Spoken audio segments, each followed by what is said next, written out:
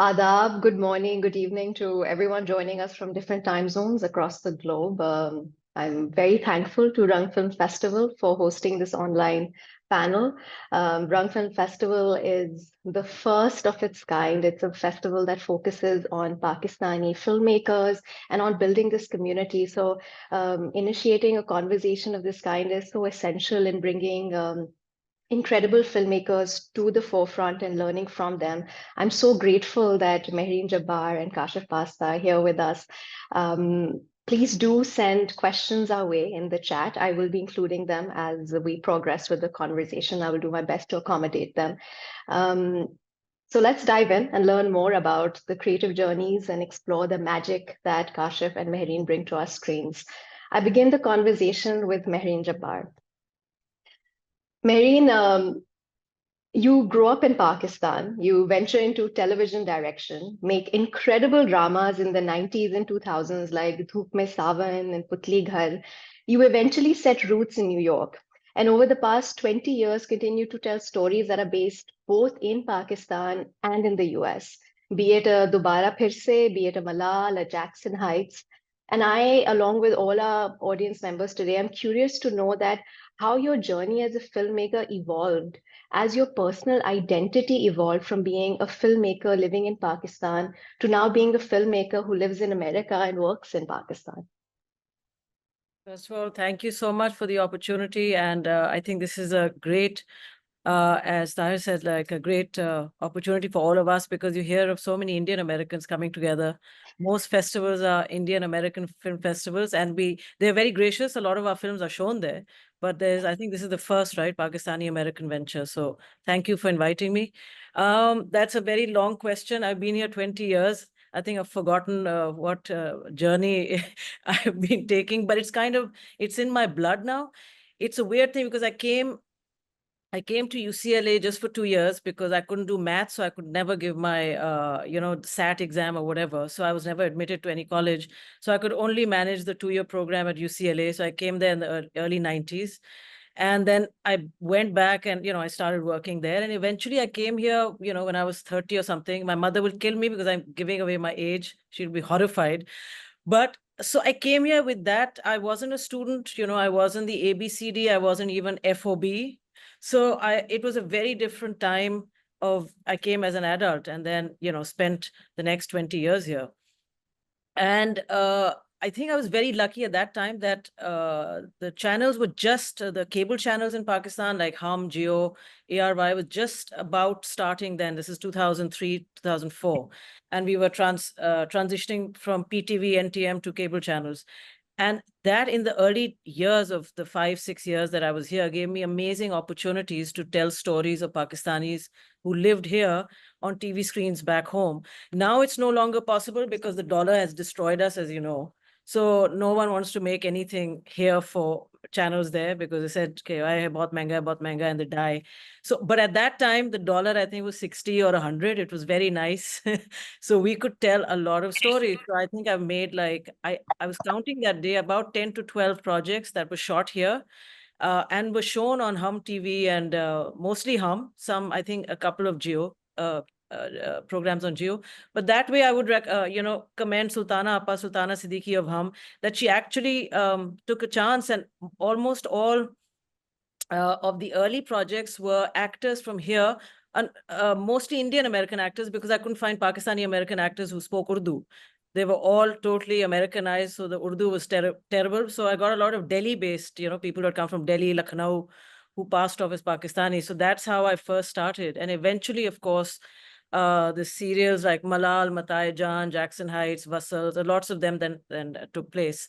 In terms of identity and journey, I think I kind of what I feel makes a difference in the way I would tell those stories is because I wasn't born here, so my perspective was a little different. So while there were stories of immigrants, the story itself were not about identity or growing up confused in America. They were mostly about professionals who live or housewives or people who work in America. And it didn't really matter where they were born in Pakistan or the US. So they were more universal stories. I think that was the change. So I feel I kind of got that sensibility to the dramas here. And yeah, and I kept going back also. So I go back every 5 months. I do something there. It's become less, but that's what I've been doing for 20 years. Sorry, the long answer, but No, but I think that's so helpful for so many of us who do now call two places home. And a lot of the filmmakers who are part of today's audience are people who started their journeys in Pakistan, are now working in different parts of the world, and are often looking towards people like you in understanding how you can navigate these two worlds, and you can tell stories that are authentic to your experience. And like you said, you told the stories that you knew and you observed of the people around you, and you were true to what you were observing. And I bring Kashif Pasta into the conversation now because he's had a slightly different I guess, relationship with film and his journey. While he is of Pakistani origin, Kashif, you grew up in Canada. You started your film career there, and now you're working in Los Angeles. So you know your works like Welcome to Surrey and the Playmates episode in Ramadan America, Desi Standard Travel Time. Your work has so much humor. It has heart and authenticity in the way that you portray Pakistanis and the immigrant experience on screen. So, can you speak a little bit about how your cultural identity has shaped the themes that you explore in your work and the kind of stories you're drawn to, especially because you write most of your scripts? Oh, thank you so much. Thanks for having me here. Assalamu alaikum, everyone. Yeah, the okay, cultural identity and what draws me to them. Hello Yeah. Madam, क्या हाल है madam? कैसी हैं आप? Oh, I think somebody might have their mic on. Thank you so much. Somebody might have their कुछ नहीं, mic बस ऐसे ही बैठे on. थे, रहा एक जगह जाना है यार, वो Hassan, फेरी वाले ने Tayyab बुलाया needs to है। be muted. I think we might need to, Yep, yeah. we're Oh, gonna there we mute go. him Thank in you a so much. second. I thought I was imagining that. But yeah, thanks so much for having me. I'll try to I'm gonna try to keep it brief because I, like everyone else here, am here to learn from Mehreen, and it's very nice that we're on the same event and poster, but we're not in the same category at all. But to the extent that I can offer my perspective, yeah. So yeah, I grew up in Canada in a suburb of Vancouver called Surrey, which is a very, very Desi city. So out of like 650,000 people, probably 350,000 are Desi, but mostly Punjabi Sikh. So grew up with a very like South Asian culture, not super Pakistani, but my dad, like in the city that I grew up in, but my dad was that connection. So, whenever he'd visit Karachi and bring back those VHS cassettes, and we'd get the STN dramas and eventually the VCDs from Sadaf and stuff. And so that was a lot of and all the cassette tapes. So that was a lot of the culture. And so I think for me, um, the stories that I'm drawn to are really based on. I grew up on a lot of British comedy and science fiction. I grew up on a lot of Pakistani TV, Indian movies we started to have in the cinemas as I grew up, and then kind of American popcorn movies. So all these disparate kind of interests, but kind of come together in films that I really enjoy making, which to your point have humor, have that heart to them. Because I really love what Mehreen said about like, not being raised in America and then not having that same like immigrant struggle story. And it's always about identity. And for me as well, I think like growing up in a very Desi heavy city, it wasn't unnatural to be South Asian, to be Pakistani. People, in my city that I grew up in, you could take as your language in high school, you could take French or Punjabi, and every school has a Bhangra team, and the bus driver is Desi. And like I never really learned the names of spices in English because by the time I grew up, like the grocery store switched, right? So coming to LA was my first time really feeling like a minority in some ways. Like going to the international foods aisle and going, oh, okay, international means a different thing in different places. And so for me, yeah, the stories of, feeling and maybe dealing with embarrassment about the culture aren't really the ones that I'm attracted to. I really love the stories that are from that place of like kind of cultural confidence, that then get to dive deeper into exactly what Mehreen was saying about like more human stories that end up feeling more universal. So it's a long-winded way of saying that the things I'm attracted to are the ones that like imagine that we're real people, rather than just a flag that can talk, which is often the way that you maybe are supposed to be talking. But when you get to make something about a real person, then the cultural specifics that come in, you can go as specific as you want, but I find that a wider audience actually completely relates to it. No, that's very true, and I like that both of you mentioned the words universal appeal and spoke about characters being loved for audiences because they're compelling stories and they're compelling characters as opposed to them belonging to certain, boxes. For example, like Mehreen's work, whether it's set in, the bustling streets of Karachi or the buzzing neighborhoods of New York, the audiences have resonated with the work and they've loved it. So, Mehreen, can you speak a little about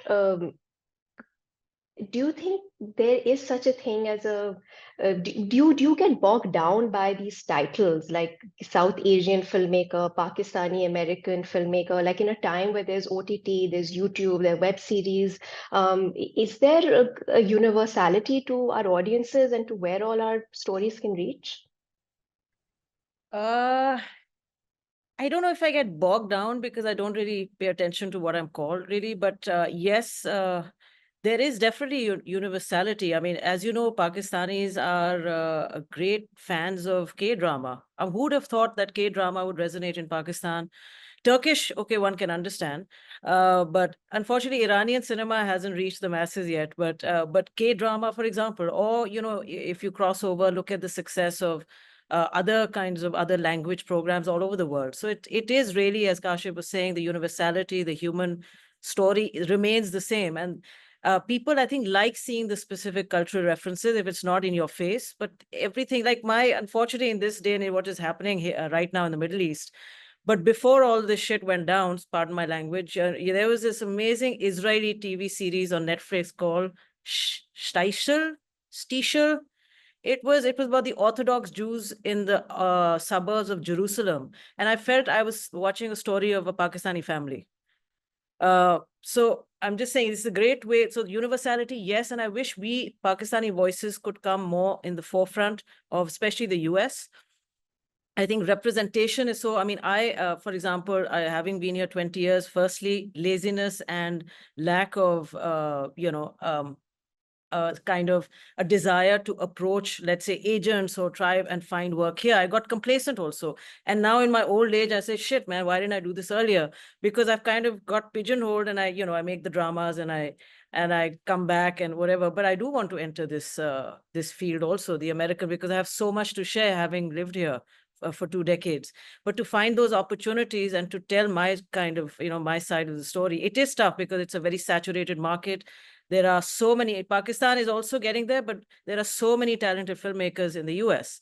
And they're coming and they're, the film schools are churning them out. YouTube tutorials are churning them out. So how to make your voice heard, how to stand out is a challenge. But then this field is such, we are crazy people to be in it. And you stumble, you fall, you get self-doubt, and then you rise up again because actually there's nothing else we know how to do. I mean, I would go broke because I have no skills otherwise. Yeah, you speak for us all. I think we're mad, passionate storytellers that are trying to navigate this lovely little industry. With someone like Kashif, where since most of your work, Kashif, has been shown in the North American scape, be it television or be it the film festivals, but your stories are South Asian stories. It's an immigrant experience often that you're showcasing. Do you think these stories have universal appeal? Is that even possible? What has your experience been as you've showcased your work and told the stories that you do? Yeah, I think so. Because I mean, for me, I never think about it as, oh, this is a story of an immigrant family. It's just, the things that I might relate to or be aware of, and that's what that happens to be, right? And I think, everybody has some version of feeling like an outsider in a situation or some version of feeling, um, you really focus in on the story. It might be a story that technically has a family that immigrated, but usually you've got your actual entry point for an audience and your actual story that you're trying to tell, right? So I like to think so. Sometimes maybe on the business side, on the pitching side, depending on who you're pitching, it depends if they see you as a person or not. But at the same time, because when I started filmmaking, starting in Vancouver especially, there's an industry there in theory because they shoot a lot of American things there, but there wasn't a lot of things that like start there and that are made originally there. And so kind of had to build up those skills of independent filmmaking from the beginning and community building, whether that was, you know, very early on, kind of high school age, getting friends together. And like once you've convinced a bunch of 15-year-olds to be a film crew, it makes it a lot easier to convince actual professionals later in life. And things like starting film festivals. So like in high school, my school didn't have a camera. I didn't have access to a camera, a computer to edit on. So my best friend and I started a film festival to fundraise for that. And eventually got our first camera and got 2 computers. And then over the summer, one of the computers was stolen, but we had 1 computer left. And so we could make our things and keep doing that festival and keep, as we went on, keep solving these puzzles of how do we make something. And so I think those kind of skills of independent filmmaking, of community building, you end up finding your audience, because whether or not the layer of people you have to pitch see you as humans, there's that strong feeling that there is an audience out there. And again, growing up, you know, Pakistani in North America, I think that became a built-in thing, because even though, you know, Pakistani shows weren't on Canadian TV, there was that network of video stores that you could go to and rent the VHS tapes, where the one uncle's got like 17 VHS or VCRs where he's like recording the show. And so you see this world where like, oh, we invented Netflix before Netflix, because you'd paid like $10 a month and you'd have access to the video store. And the movies wouldn't really show in theaters at first, but after hours, the movie theaters would convert sometimes because someone booked it out, and then over time it became a more and more mainstream thing.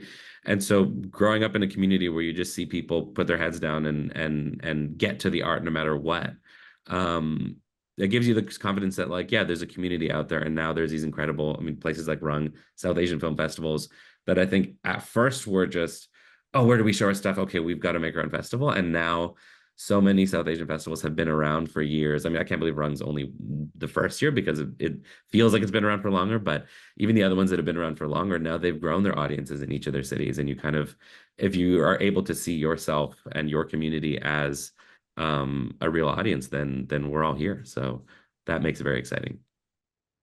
But Kashif, also, do you ever feel that sense of responsibility as a filmmaker in terms of how you're representing an underrepresented community, how you're showing them on screen, like especially with just the kind of writers' rooms that you've been a part of and the projects that you've contributed to? So you're on like a Warner Media project or a CTV and Omni Film, you're working for Paul Feig. So when you're on these projects, do you ever have that I'm the person who knows has a certain insight into a community, and I need to represent it a certain way? Like, do you think about this?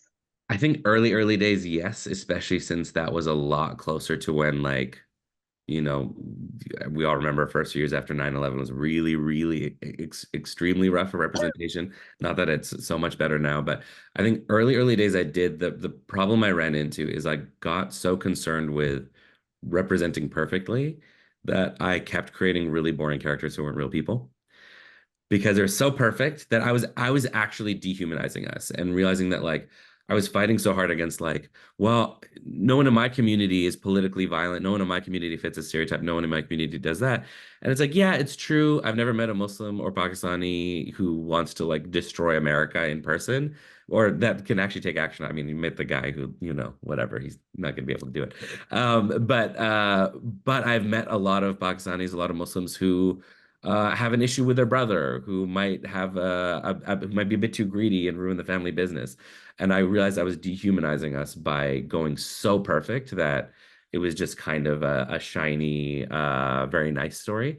And I still liked doing comedies. I still like doing comedies with heart. I still like a story that gives people a good feeling. But I think zooming more in on who are these people as people when you're in the specific story actually ends up taking care of a lot of that representation challenge on its own. And now, thankfully, there's so many different filmmakers, as Mehreen was saying, it can be a challenge competition-wise. And then there's also the nice part, which is everybody kind of brings their own voice. And so suddenly you're challenged, but also get the opportunity to focus in on what you really want to say, because now you're not the only one saying everything. Mehreen, if you could weigh in on this conversation a little bit, where you've created work for platforms like Z5, Ek Jhooti Love Story, which I absolutely adored. When you're making work are you ever conscious of how you showcase the Pakistani, especially if it's going to be viewed by an international audience? Or are you conscious of who has commissioned the project? Where will it be shown? Who's the audience? How do you reflect on this? I think I really agree with what Kashif said. If you get into figuring out what the audience or what the networks or what the business suits want, then you're going to really make a mediocre character and a plot line. So I think go with the story and be as honest to the characters themselves and how they would react in a scenario or a situation. So, I mean, obviously, if I work in Pakistan and on channels there, you have to be very careful about things that you cannot touch and things you cannot say or do. So there is, and one has grown up with that in all the years I've been working. I've had a censorship, not gaydar, sorry, censorship. I know what will work, what will not work, because one is used to that. But over here, let's say, things that I've been working on, stories that I've been working on, set in the US with South Asian characters. I don't really give it a thought about what should I do and what should they be. And, case in point, look at the two successful shows which are not South Asian, but Rami or Mo, or now there's one coming out of Chicago, Daddy Boys or something. So those are, they had very non-stereotypical characters. They were funny, they were flawed. So I think there's more of a market, and I think we shouldn't underestimate the audience and think they're so dumb. Some are definitely dumb, but mostly people they're सियाने हो गए हैं, जो उर्दू में कहते हैं, they're very smart. And so don't, dumb down or like be too smart as, just be authentic. I think the key is to be authentic to the story. And the rest will follow. Either some people will like that story and some won't. That's very natural. Nothing is 100%. And which is why both your works are so well loved, because there is, I think you both surrender to the story and to what is I don't know, there's just a lot of authenticity and truth to the kind of characters you bring to screen. And I love that. I love hearing from both of you that you don't allow yourself to be pressurized by any audience expectations or expectations of any labels that sometimes when you're working in North America, or you're a filmmaker based here who goes back to Pakistan to work, or an actor based here who goes back to work, that there might be certain expectations of the kind of perspectives you bring. So you have to kind of keep yourself clear of that and surrender yourself to the stories and be true to the stories that you're telling and that are drawing you towards them. And I think that kind of brings me to the topic of genres, where Mehreen, while of course you have been known for the dramas and the family narratives, recently the works that you've done, I've really observed a shift in the genre, where you've taken on projects like Jurm. We're seeing Nadan on TV right now, Contractors. I think there's yet to be released short series as well, which is also in a similar genre. Do you like how did that happen? And is it easy for you, as if you've been recognized for a certain style of storytelling, to break genre and to get into a different area? So I just answered this question on something, I think last week. The reason why the thriller or that genre came up is because all these series you mentioned are limited series. They're 4 episodes, 8 episodes, and I think the channels wanted to experiment with that kind of genre rather than a family-based drama, a thing which they, of course, extended to 25, 30, 40 episodes. So that was the requirement, that we do something like that. Now, as I've kind of, my next one, I'm done with the thriller genre because, as I said, it's Pakistan is very limited resources. So there is, you can just do that much with the resources you have. And so we aim high, but actually on the ground, we don't have that much, in terms of infrastructure, technical capabilities, time, money, all of that. I had fun doing it. जैसे कहते हैं ठरक पूरी हो गई, मजा आ गया. I've done my little, foray into thrillers. I'm done for the time being. Like one of the films I'm currently working on is a psychological thriller, which is different. But the next series, let's say the serial I'll be venturing into almost soap opera-ish territory, which I've never done. So it's the writer of that series, Noor Jahan, which has become a phenomenal hit. So I'm very interested, firstly, why they approached me to do it, because this is not my genre at all. I said, why me? They said precisely because you could tone it down and bring your own, maybe, you can make it a little more realistic, but that's what's selling. And I think it's time to now, I'm going to be curious to make something, let's say, what the audience is kind of wanting to see, but putting my own spin to it. So I don't know, I might destroy it completely, or I might just surprise myself. So that's, yeah, it's a genre I've never entered before. No, I think a Mehreen, Jabbar, and Zanzabil collaboration should be very exciting. We'll be looking forward to this. And I love that you're really pushing yourself in terms, is it intimidating to take on work that seems new and foreign in territory? I think it is because I really, even though I've been working so long, I'm scared each time. I don't think I've done my best work yet. I'm constantly belittling in self-doubt. I'm like, oh God, I'm getting too much praise for something, but I think it could have been better. I think all of us feel that. It's not just me. This is the nature of the beast. I mean, the day you become smug and you think you've done the best thing possible, that's your death. So hopefully till I actually, die, I want to keep experimenting and keep trying to challenge myself if I can. That's beautiful, and I think it makes us all feel seen because as creatives and artists, that's often a voice that you have to monitor. We, Oh, yeah. And with Kashi will tell you it's tough being a filmmaker because especially with social media, you get so many comments, you get trolls, they destroy you. They say things like, "What the hell was this? What was she thinking? What an awful piece of work!" And then what do? You still get up and you have to make the next story. Yeah. No, I think later on we'll speak about how you continue persevering through this. But Kashif, tell me a little bit about you exploring genre because you have I mean, you have explored science fiction and humor, and you have, like in Desi Standard Time Travel, you're speaking of generational relationships and of the immigrant experience, but it's through such a refreshing genre and medium, which is not something you expect from someone who looks like us or who has a name like ours. So, how did that come about? Did you at any point did you have to break free from any expectation, or had you pigeonholed yourself into any genre, or is this just the way the story came to you? Yeah, I think for me, I mean, it's probably like a long, complex answer as well. But as you were saying that, I'm like, I think just because it's fun and just to keep my own interests. We were talking about not getting too bogged down in audience expectations. I think actually, I mean, I am very much obsessed with the audience experience and how an audience thinks, and myself as the first audience member. But maybe sometimes we get bogged down in the risk of like the pressure of who we imagine the audience to be rather than just the actual people in the seats. And for me, as one of them, because I've got to watch my thing as well, and you've got to put in so much work into it that it's got to stay interesting. That it's a fun way to approach the same story. I mean, I think people do go to films because we want to like connect with ourselves and connect with humanity and experience life and cry, but we also watch a thing because it's Saturday, because it's Thursday night and we're tired. And for me, like as an audience member, I really do I just have fun with stories that take a genre and twist it a little bit and still have that heart to them. And in terms of like, the expectation of those kinds of stories from us, I don't know. I think it's a combination of growing up loving, growing up loving those kinds of stories.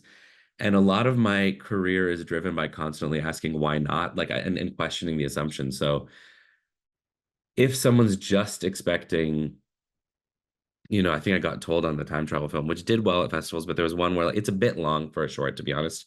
And so I understand that at like 19 minutes, sometimes it's hard to program, but I was literally told at a major festival, if it's above 14 minutes and it's not about like a refugee of war, like we can't, right? And so you have to make a decision, like, do I want to, who's my audience here?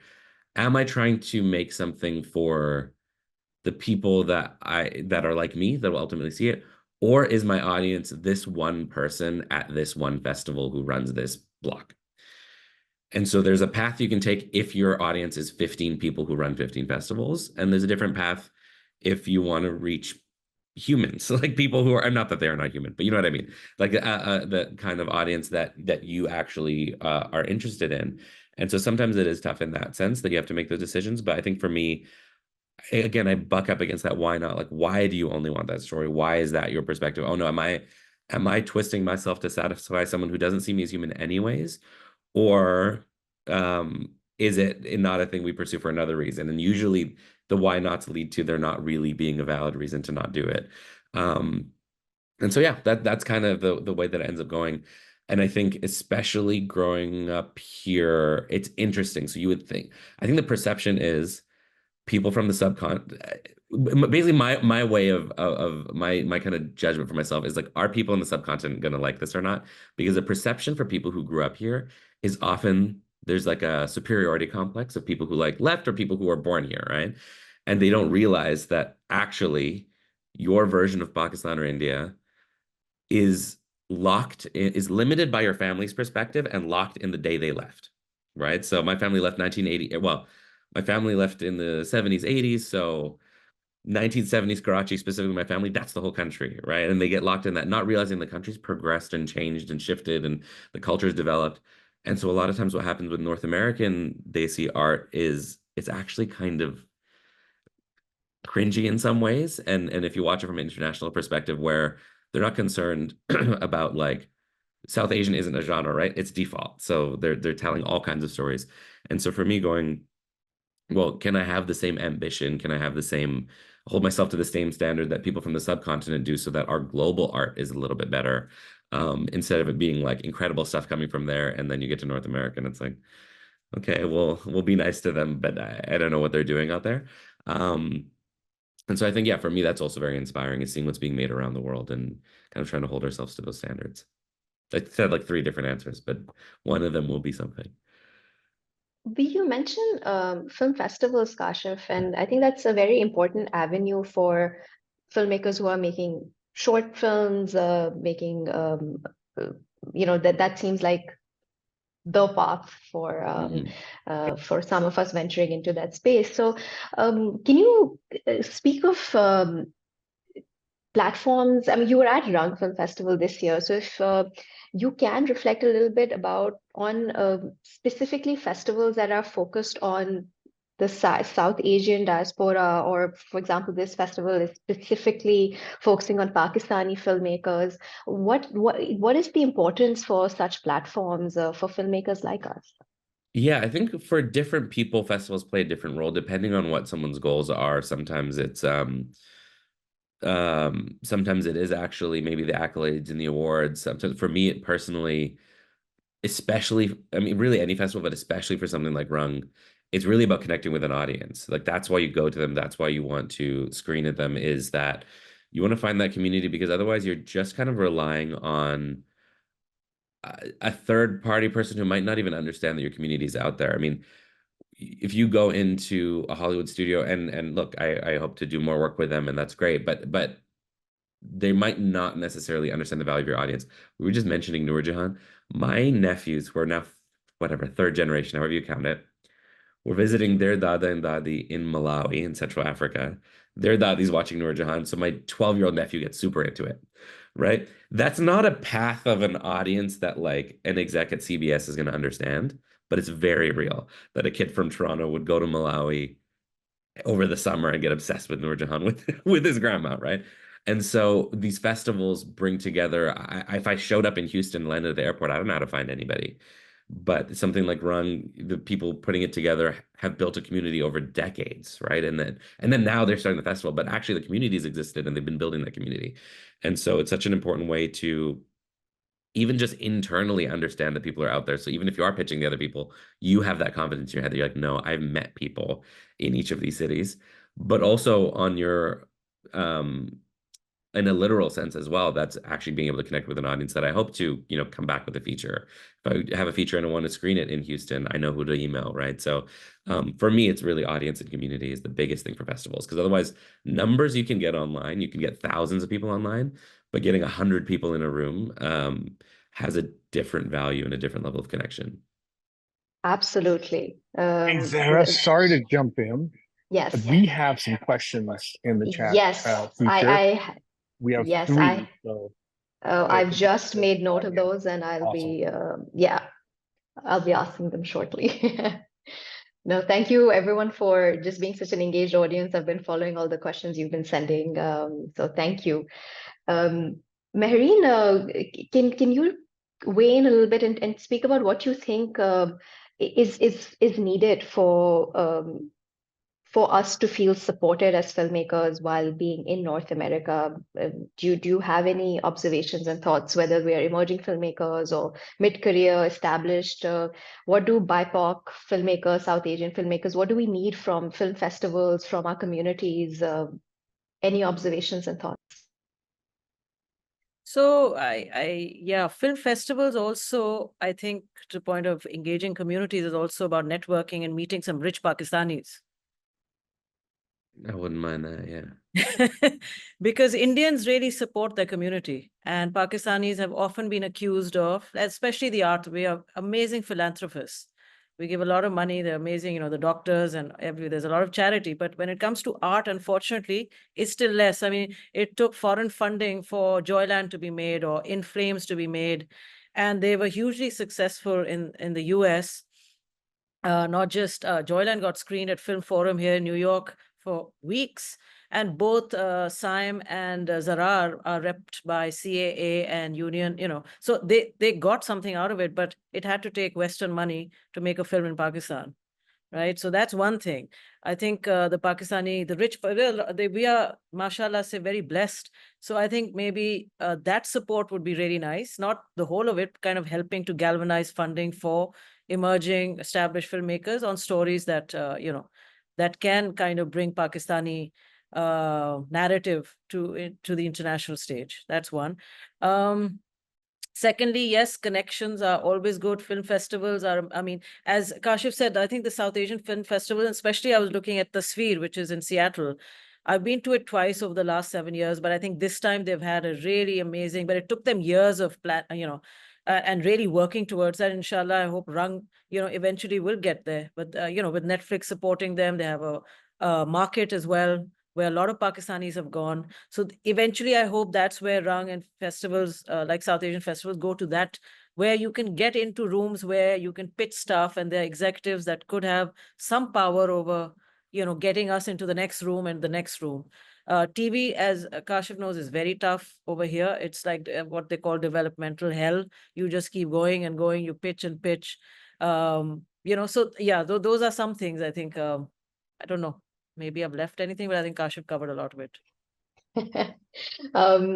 Mehreen, we have a question from Beenish Gul for you, where she's asking about your journey as a drama director. So can you speak about how you entered PTV, what that journey was like? And I'll add to that a little bit that, tell us some story about how the first project came your way. And as a new filmmaker, what was it like reading a script? How did you break it down? What was it like being a director on set as a 20-something-year-old?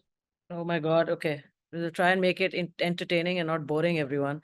It's a long time ago, but I think I'm lucky because I was more privileged. You know, my parents had an ad agency. My father had made a film in the 70s.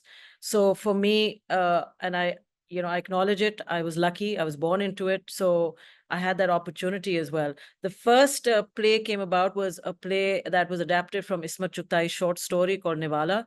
And I asked my mother to give me, I think that at that point it was 1 lakh rupees or maybe less. I said, can I please make this film? And we got it written. Lo and behold, it was banned by PTV because Ismat Chughai was Indian. So that never got shown. And I also broke my toe a day before the shoot. I walked into my bed for some reason. So the whole shoot was done in the streets of Kharadar on crutches. That was one fun story. The second time I said, okay, let's take a Pakistani writer. And that was the play Ab Tum Ja Sakte Ho with Khalda Riyasat and Humayun Saeed. That was his second. And Sania Saeed, I think that was her third or second play also. So I kind of all started together. And that was shown on PTV. We made a little bit of profit. We sold ads at that point. The formula was you make it and you buy airtime on Pakistan television. And then because my parents had an ad agency, it was easier to find funding to put ads on that. So that's how I started. And then eventually, of course, I became, you know, a director for hire.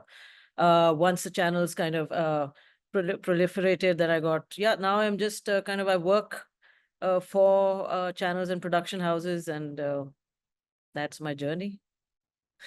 I guess. I don't know anything in specific I can address.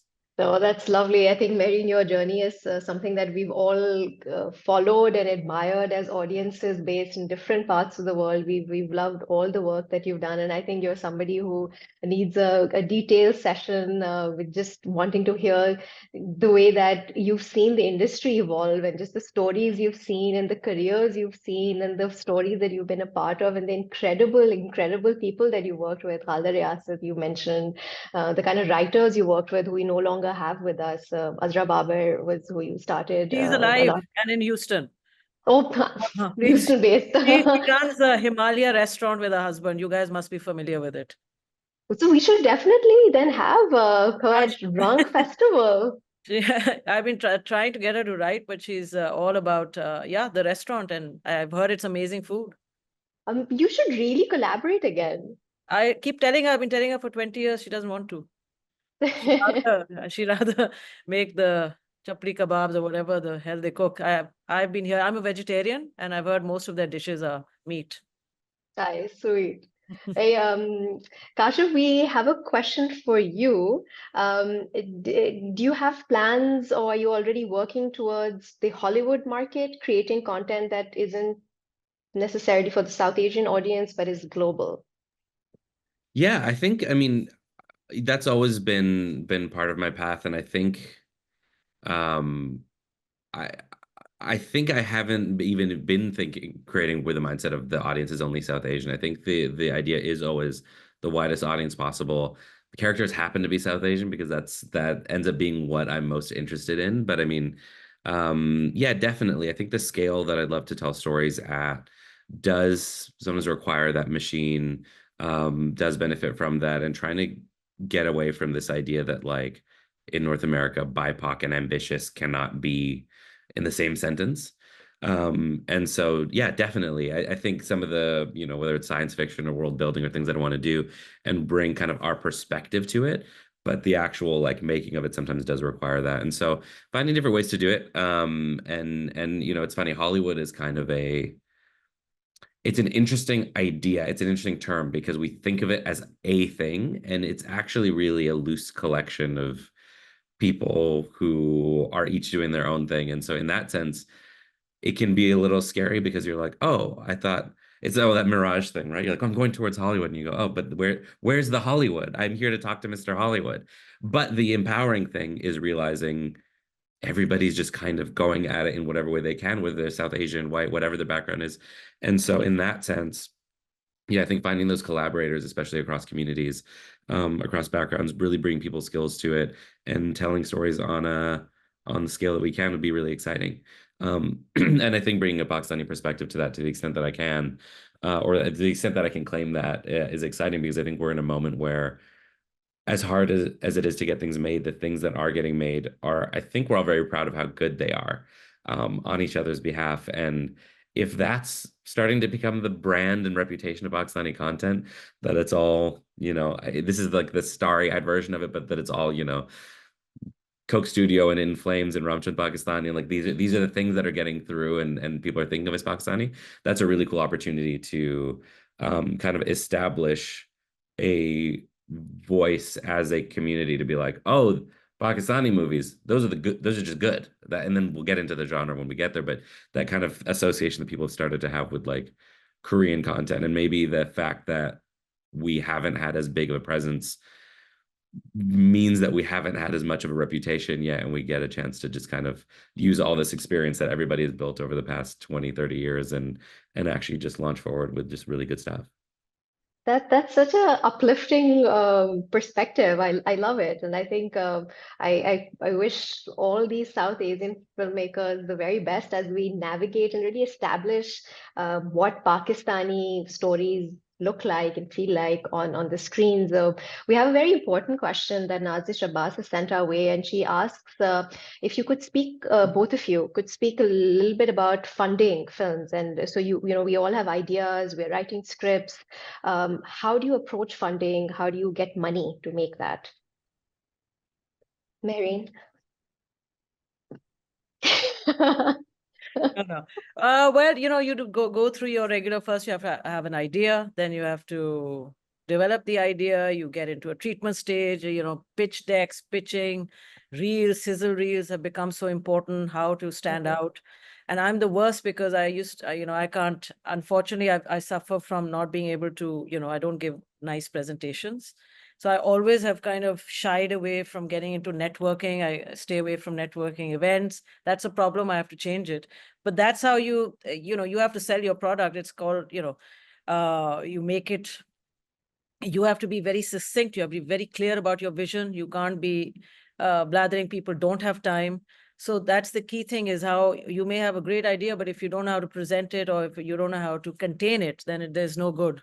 So you have to, and there are lots of techniques. The good thing is everything has become so accessible. You don't need to go to expensive film schools if you don't have the money. And there are enough tutorials online. You can figure out, learn from the best, watch interviews, read case studies on how to pitch. And how to find funding is, again, apart from personal connections of finding who can give personal money. And some people are that way. The other long process is grants and, getting into labs. But there is no easy or short way, right? Because it does take a couple of years, more years. And again, Joylan, I'll say, like Saim, because I know him, he spent 7-8 years writing it. First, he made the short film Darlings, which was his thesis film, and then eventually kind of trying to raise money. If you hear anyone's story, it's been years for us to, especially for film. That's not a quick. And for TV, again, it is about knowing the right people, finding the right production house who believes in you, then getting those meetings with the OTT platforms. So it is a task, but it can be done. And you just kind of, you make connection. You have to really socialize, unfortunately. And everyone tells me I have to move to LA, but I can't, because I can't drive, and I cannot leave New York. But if I can survive on Uber, I'm thinking maybe I'll come and visit for a couple of months, because that's where it's at, right? New York is the indie sweet world. So can Kashif from LA speak a little bit about... Yeah, I moved here 2 weeks before the strikes, which I would recommend. I think if you could move, definitely choose when the industry shuts down. Which, I mean, actually for community building, not bad, because no one's busy. So you can meet whoever you want. But actually, yeah, I mean, as Mehreen said, there's no real single way that it happens, which it can sound like a disappointing answer, because it's like, okay, well, so what do I do? I think some of the ways to think about it, beyond the obvious of make your creative as great as it can be, make it undeniable, is starting to think about the business aspects of your film. Because even just not getting too deep into it, whenever you're asking whoever it is for funding, whether it is a grant or whether it is an investor or something, that person is usually accountable to someone else as well. So you're basically saying to them, like, please entrust me with these resources, entrust me with this money.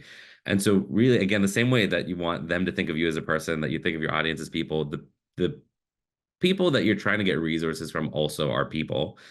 And they usually have some set of responsibilities that it does help to do a little bit of the mental exercise of, like, even applying for the grant, like, what is the purpose of this fund? What are they trying to do? You don't necessarily, I'm not saying always like twist yourself into what they want, but it's useful to go in understanding that, to say, like, and even going into the quality of the creative, going, oh, because if I pitch this person for funding, they probably have to go to someone else and pitch me to that other person. So if my pitch is confusing and a bit loose and hard to understand, they're not going to pitch it better than you. They're only going to pitch it at best a little bit worse than you to the next person. And so that becomes the challenge, is going, okay, who are they? What are their motivations? And oftentimes it feels very frustrating, because it's like, oh, they just don't understand and they're judging me based on this and that. But then when you are tired at the end of the day and you go onto Netflix, you're looking at a poster, you're looking at a name, you're making a judgment in like 5 seconds yourself. And they're not even asking you for $2 million. They're asking you for like a click and some time. And you're like, wow, it's Wednesday night, I don't have time to mess around with this new movie. And so realizing that it's the same thing on the other side, right? And so there's that. And then there's also one thing I was thinking of is thinking about your budget in terms of, like, sometimes we have the total number, but sometimes it's about breaking it down. If I'm going to get this amount from here, this grant's going to cover that grant's going to cover this. And it is challenging, but that's most likely, even for bigger budgets, how it ends up happening is you get portions from different places. And so then you start to get into like, oh, trying to make it more manageable on the financial side. There's a huge benefit because that's just going to cut the amount that you need to do. There's a script I was writing recently that I set a hard limit of the number of pages because I went, well, I'm only going to get a certain number of days to shoot this. If I'm setting a lower page count now, that's just less I have to shoot per day, right? Like make it easier for yourself. Focus on the priorities you want to focus on, and just break it down into smaller pieces. Yeah. Well, I've just been so thankful to Mehreen and Kashif. There's been such incredible nuggets of information and knowledge that we've gained over this past hour. There are quite a few more questions, but I hope that Mehreen and Kashif will do an Instagram live and answer a lot more because I think the audiences are yearning for this connection and this chance to learn and ask questions. So thank you to the Rung Film Festival for organizing this. If we can switch on our cameras, I think Shahid and Yusuf Saab can take a screenshot and a picture of all the participants, and then we're gonna wrap up with just. I'm going to be asking just a last question from Mehreen and Kashif before we wrap up our question. So if Shahid Saab and Yusuf Saab, if are you ready? You want to take the screenshot?